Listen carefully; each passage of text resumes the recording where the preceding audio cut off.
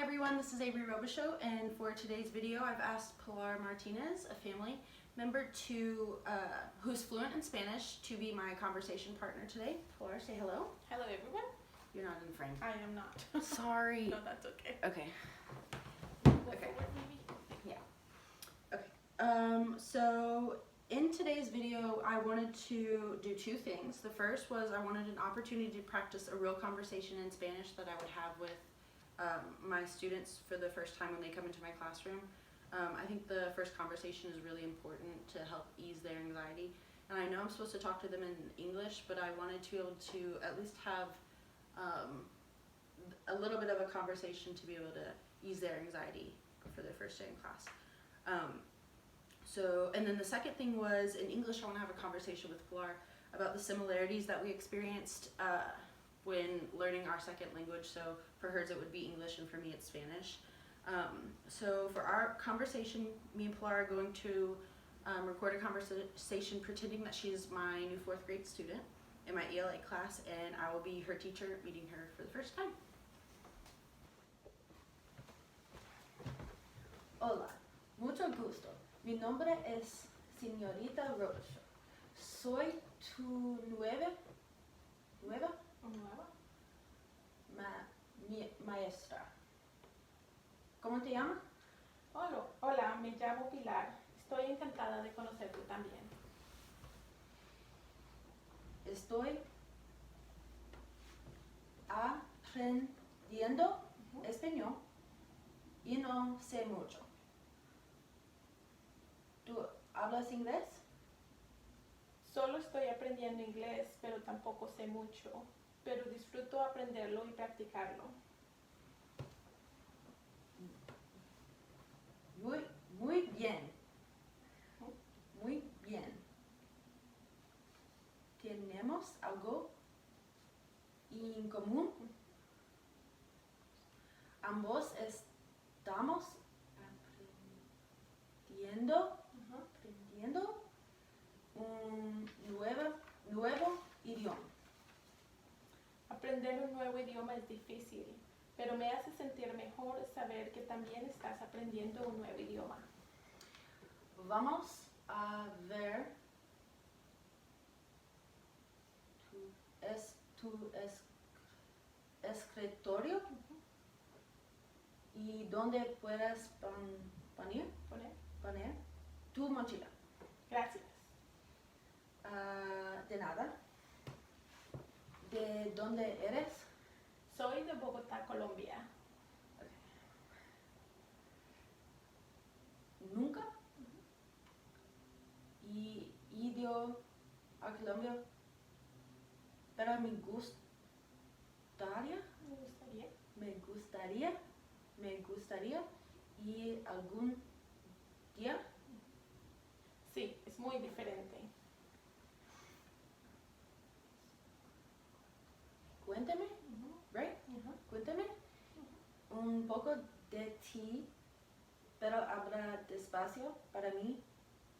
Bueno, ¿qué te gusta hacer? Me acabo de mudar aquí de Bogotá y me estoy quedando con mi familia. Vine a los Estados Unidos para poder aprender inglés e ir a la escuela. Yo también quiero ir a la universidad. Mi mamá todavía vive en Colombia y la extraño, pero tengo 2 gatos aquí para que me hagan compañía. Yo también tengo 2 gatos. Ambos son negros y están locos.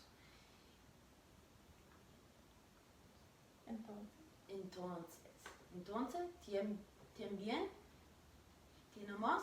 tenemos. Very good. Eso un común. Mis gatos son grises y son muy tímidos. Me alegra de tenerte.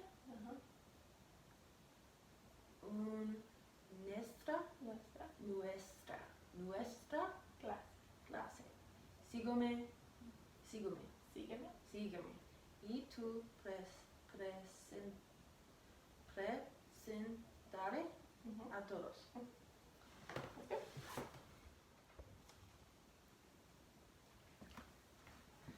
Okay, so from this overall learning a second language process, what do you think you struggled with the most during in the first few months? So one of the things was to have the right vocabulary. Okay. And that included a lot of the sounds, Yeah. mostly. So one of the sounds that I struggled and that I had to practice a lot was the TH sound. This, that, then. Mhm. It, to me, sounds like a straight D. Okay. That was one, and then words that sound similar to me. And one was the color green And grin. and green. And I still have to think about it twice, but green and green, those two. For me, I had that same thing with nueve, nuevo, nueva. Those, they all, it was just a little sound difference for me, and I was like, I'm saying what The you're same saying. thing. Yeah. You can. And then I also had issue with syntax. So like the talking, you in English you say what you're talking about and then describe it, and in Spanish it's the opposite, where you say First we do. you describe First we say the noun and then the Subject. the adjective. adjective. Sorry. Yeah, and then in English you first put the adjective and then you put the subject. Yeah. And struggle with that. Had to remember before saying it. And then Input.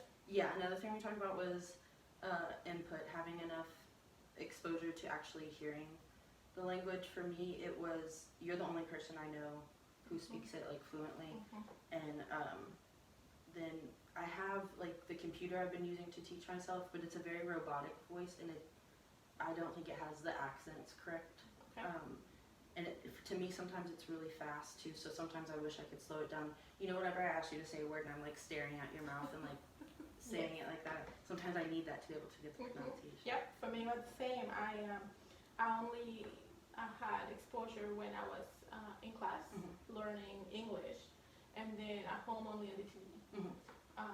So yeah, it was the same. Not enough to hear it. Yeah. So. And then the opposite side of that is the output, being able to have the actual conversations in Spanish. Yeah, you're the only person. I can try with Cameron, but again, I don't know if it's as real or authentic or correct as I would want it to. Yeah, for me, it was more of the trust. Feeling comfortable enough to not be judged. Right. It was just, it had to be forced to speak it because I absolutely had to. Otherwise, it was just, I would struggle, real anxiety. But yeah, that's where. Did you have any feelings of like isolation whenever you like you worried about like, oh, if I don't learn how to do this, like I'm not going to talk to anybody type of thing? Oh, I did have. I guess the isolation came first, and then I was forced to talk because I didn't really have two at home at first. So I just spent a lot of time, and when I did have to, I spent a lot of time in my room. Yeah. So yeah, that was stressful. Thank you. You're welcome. So one of the questions is, what theories or concepts helps you explain your success or challenges? So I really enjoyed the second language acquisition process. I was a little frustrated because I didn't make as much progress as I'd hoped. And one of the main reasons associated with that is the input hypothesis by Stephen Krashen. And it says in order to learn a second language, you have to receive input from it, get enough input of that language, so reading it or hearing it and being able to understand it. And I don't really think I devoted enough time to receiving input. I also didn't advance as much as I would have liked because I don't think I was working in my zone of proximal development. Vygotsky said that this was he defined this as the difference between what a child could do on their own and then what they could do with the help of a knowledgeable other. So I think I would have done better if somebody else was in charge of the curriculum and gave me the right level of assessments that kept me challenged and moving forward. So the second question asked was, based on these theories and concepts, how can you help your future ELL students increase their motivation, confidence, and willingness to communicate? So again, I think the Vygotsky ZPD, Zone of Proximal Development, is really going to help me keep my kids motivated. If I let them stay in a zone where they're comfortable, they'll get bored. But if I push them to a point where they get frustrated, that's not going to be good either. They'll give up. So if I keep them motivated, I have to keep them motivated, I have to teach in the ZPD. The next question was, based on these theories and concepts, how can you help your future ELL students decrease their anxiety and improve their English skills? So I really want to encourage students and their parents to continue speaking their native language at home. Dr. Bryce explains that this is the best practice for because of language transfer. So the better that they know their language from their first language, they'll be able to transfer it to their L2.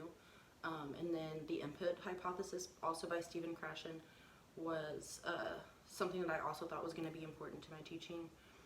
I need to use the target language in the classroom because it provides the input that my students need in order to make enough progress on the language skill, learning the language skill.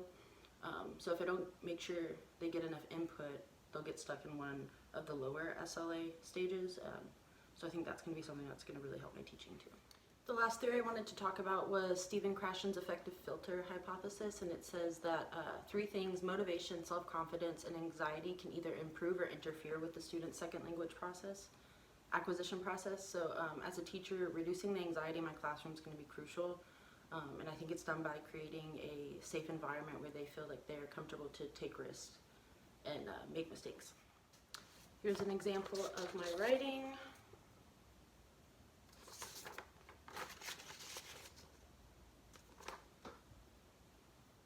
That's the end of my video, and I hope it showed you the language skills that I learned and how I plan to incorporate them to become a better teacher. Thank you.